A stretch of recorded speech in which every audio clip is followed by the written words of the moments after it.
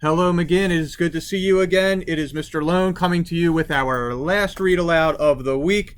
I have a nice story here about a community coming together, a little story about leadership, and just nice support. And this is a book by Philippe Cousteau and Deborah Hopkinson that is called Follow the Moon Home. Here we go.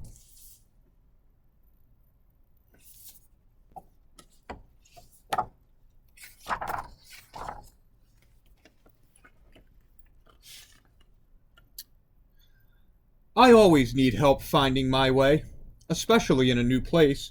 Before long, you'll feel right at home, Viv. I wasn't so sure. Sorry, guys. Welcome, Vivian, called Mr. J. You're just in time for the fun. We're looking for a problem to solve. I got out my pencil and I bit my lip. I rode my bike all over town, looking for a problem. Mostly, I just got lost. On Saturday, I took Samson and Luna for a run on the beach. Mostly they pulled me. Let's make a gigantic hole, I gasped, plopping down. My big digger and my little digger sprang into action. Suddenly, it was raining sand. Looks like fun, but be sure to fill in that hole, said a man walking by. It's nesting season. I smoothed out the sand, and we all went to look. What do holes have to do with turtles? It's because of the babies, said a voice. I whirled to see a girl from school. I'm Clementine, she reminded me. Baby sea turtles need a clear path to the sea. Holes in sandcastles get in their way. I didn't know we had sea turtles here. Samson pulled on the leash. We do. Oh, and look what happened to this baby, cried Clementine. Why were you going the wrong way, little one? Mr. J had told us to use our own eyes, so that night Mom and I went back to the beach. As darkness fell, we could see bright lights winking on, one by one, along the shore. That's it, I said. The lights in the beach houses are the problem. Why is that? Mom asked. When baby turtles hatch, they follow the strongest light they see, I explained. So if they head away from the sea, they get dehydrated and die. My heart sank as I stared at the houses. There's so many. How can we ask all these people to turn off their lights? Most of these houses are vacation rentals, Mom said. That means new people come to stay every few days. We'd have to knock on doors every night. Clearly, I needed help to solve this problem, and I knew just how to get it. On Monday morning, Clementine and I raised our hands first. We told the class that we had learned and observed about loggerhead sea turtles. The sea turtle eggs are starting to hatch, I went on. To save the hatchlings, we need the whole class, the whole town to help. And that's how Lights Out for Loggerheads began. Our classroom became the Loggerhead Lab.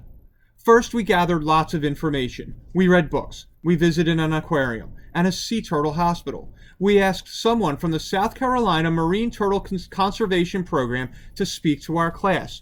We all brainstormed solutions, choosing the best ideas.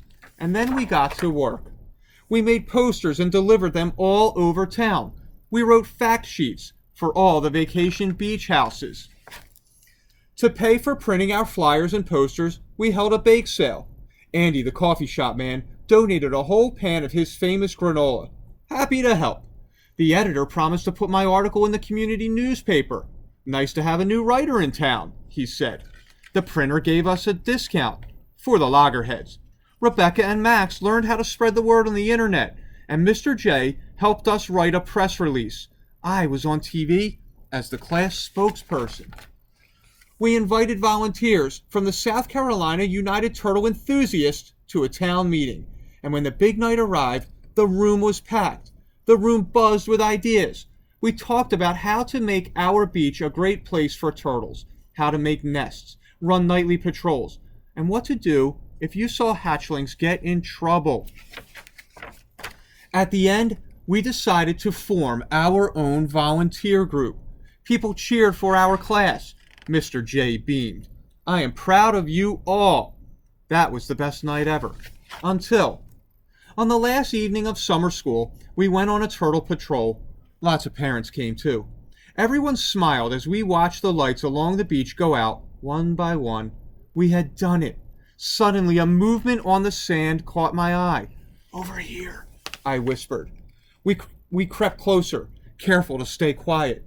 A crescent moon shone on the waves. The sea glittered like silver. I made out first one, then two hatchlings, and soon the sand seemed to boil over with life. Tiny turtles, no more than 2 inches long, burst from the nest. We watched, barely daring to breathe. Would they know where to go? Then they were off, scurrying over the sand and into the shimmering sea. We stood together, smiling and silent with wonder, and then just like the turtles, we followed the moon home. So it's a really nice book about, thinking your problems through, doing the research, bonding together as a group, and supporting one another to make an idea come together. So I hope you enjoyed that book, McGinn. We will get back to read alouds on Monday. Enjoy your weekends. Take care.